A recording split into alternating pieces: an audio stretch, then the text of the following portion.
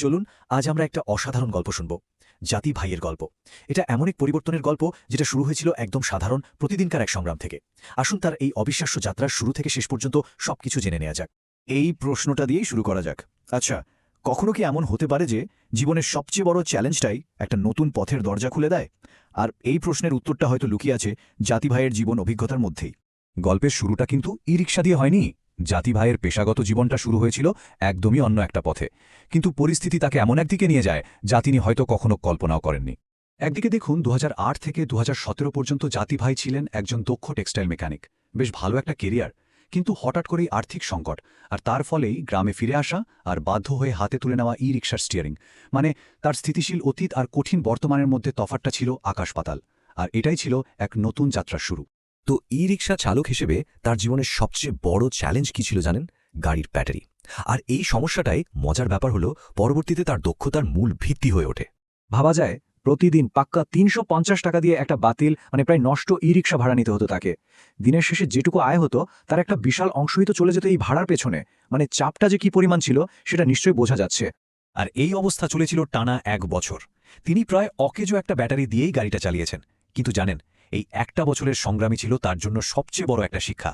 এই সময়টাতেই তিনি ব্যাটারির সব খুঁটিনাটি, চালকদের আসল সমস্যাগুলো একদম ভেতর থেকে বুঝেছিলেন। আর তিনি তো শুধু নিজের সমস্যাটাই দেখেননি, তার আশেপাশের অন্য চালকদের কষ্টগুলো খুব কাছ থেকে অনুভব করেছিলেন।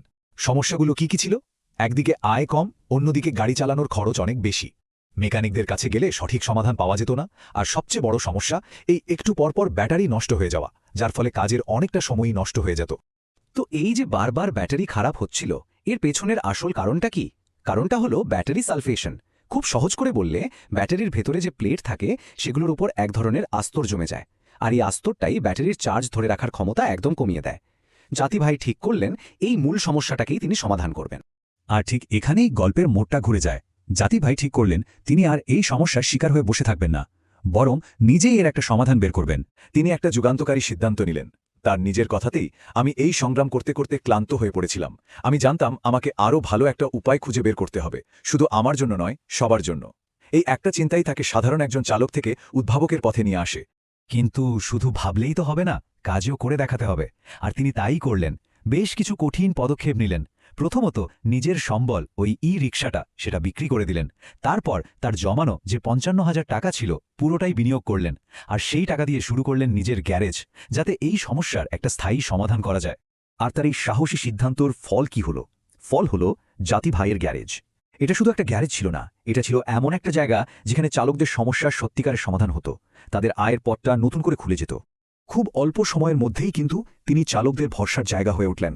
অনলাইন, অফলাইন সব জায়গায় সবাই তাকে এক নামে চেনে, জাতি ভাই। কারণটা খুব সহজ, তিনি সমস্যাটা বুঝতেন এবং তার কাছে এর আসল সমাধানটাও ছিল।